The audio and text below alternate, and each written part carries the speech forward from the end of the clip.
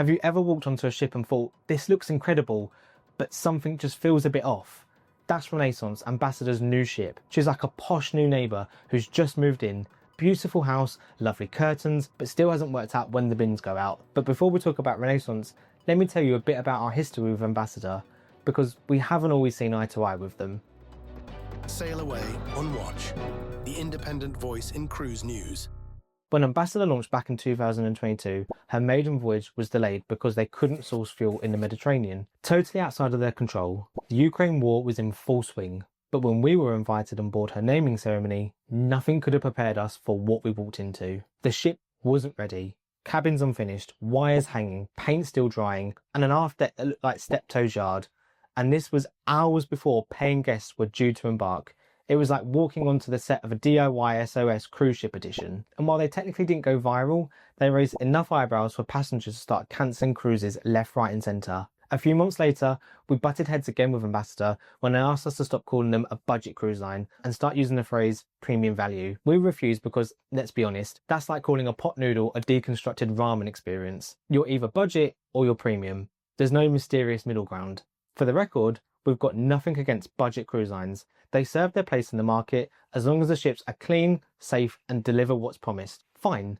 But back then, Ambassador was struggling to live up to that promise. Then came the big one. BBC Radio Essex rang and asked Jay if he would like to talk about the infamous Christmas market cruise on Ambience in December 2022. Jay said live on air that unless they got their act together, we couldn't see Ambassador surviving for much longer. It was a brutal thing to say, but with what we were seeing, I think it was fair in the moment. Think of it less like criticism and more like tough love with a megaphone. Jay trained as a ship's officer, so he knows how serious safety inspections are.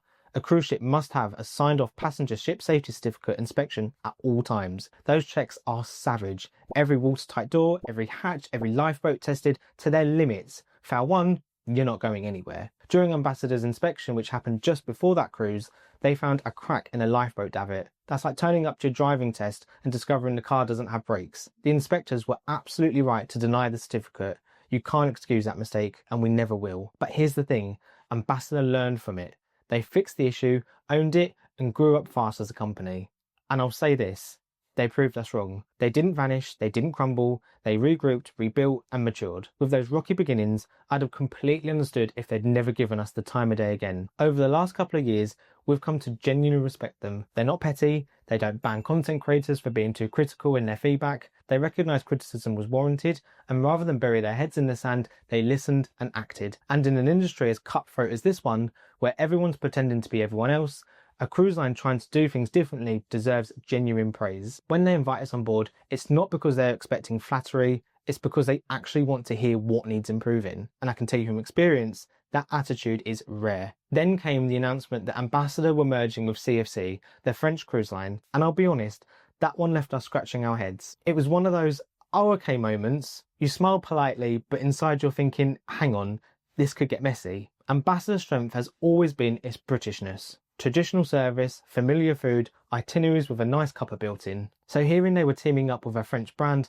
felt a bit odd. Culturally, operationally, to our minds, it just didn't fit. So when they got in touch and said, would you fly out to the Caribbean to review our newest ship? We said yes immediately, because honestly, curiosity got the better of us. She's beautifully fitted out, easily the most stylish ship in the fleet. The cabins are a massive improvement on Ambience, even a bit better than Ambition's cabins in various ways. They're modern, brighter, and the bathrooms actually feel like they were built in the last decade. I'd even say parts of her look better than the ex-Honda America ships Fred Olsen picked up.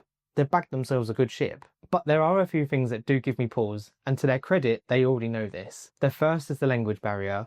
While Renaissance under Ambassador, her DNA is still very French. From the signage and announcements to the crew routines, you notice it, and that's fine. But it's a shock to some of the Ambassador's very British regulars. Now about the decor and design, this ship is wild. You walk into one room and it's a 5-star boutique hotel. Marble, soft lighting, pure class. Then you turn the corner and there's a hallway that looks like it's been lifted straight off a 1990s Honda America ship. It's like someone played interior design Lucky Dip. Everywhere you look, there's evidence of past lives. Old Honda America port plaques, framed prints from Rotterdam days, brass signage that's still suspiciously Dutch, and then sprinkled in between CFC touches. Dressing gowns, French menus. Is she French? Is she British? Is she Dutch? She doesn't know, and neither do we. It's charming in a chaotic way, but it underlines the big issue. brand identity. Ambassador have made her clean, classy, but not theirs. Not yet.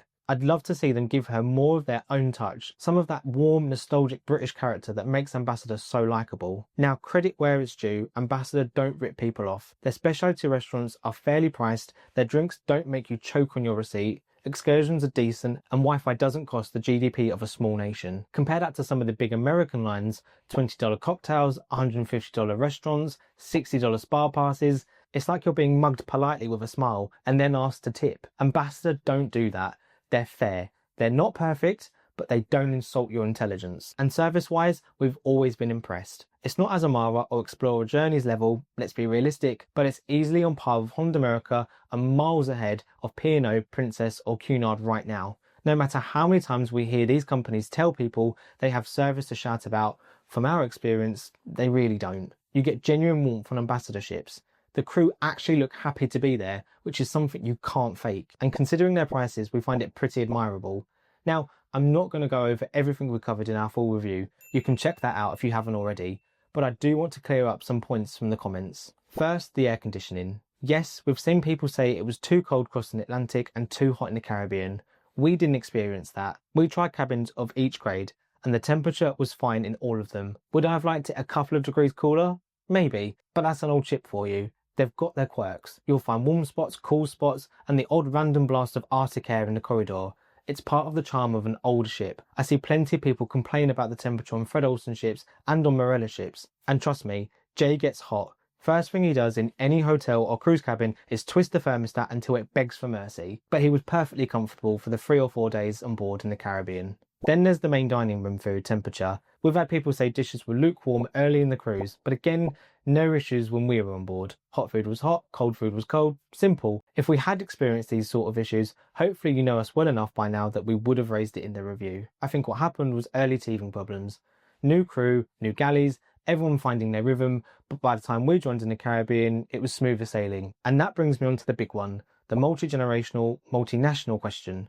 Renaissance isn't your standard ambassador ship. She's operating with CFC, which means a broader mix of nationalities and some cruises, more families. Ambassador's known for being adults only and thoroughly British. No kids, no slides, no chaos, but Renaissance feels a bit different. For French guests, the rules are different too. In France, school is compulsory for children aged 3 to 16. If families travel during term times, they need authorization from the government. So on Caribbean sailings that line up with French school holidays, you might see a few children on board. Not loads. It's not suddenly Pinot Avia, but they could be there. And that's fine, as long as people know what to expect. Because the real issue isn't kids, it's communication. If you sell Renaissance like Ambience, you're setting people up for confusion and backlash. Not because it's a bad product, but because it's a different one. And that's where the clarity needs to improve on the website, in marketing, and with travel agents. People just need to know what they're booking. She's beautiful, ambitious, and genuinely different. She's like a promising actor who hasn't quite figured out their role yet. Yes, there are things to iron out. The branding, the cultural crossover, the communication, but at least they're trying to evolve. If you're looking for a relaxing traditional cruise experience without paying luxury prices, Renaissance deserves your attention. They say you should never judge a book by its cover, and we may have made that mistake once, but they proved us wrong. And they might prove you wrong too.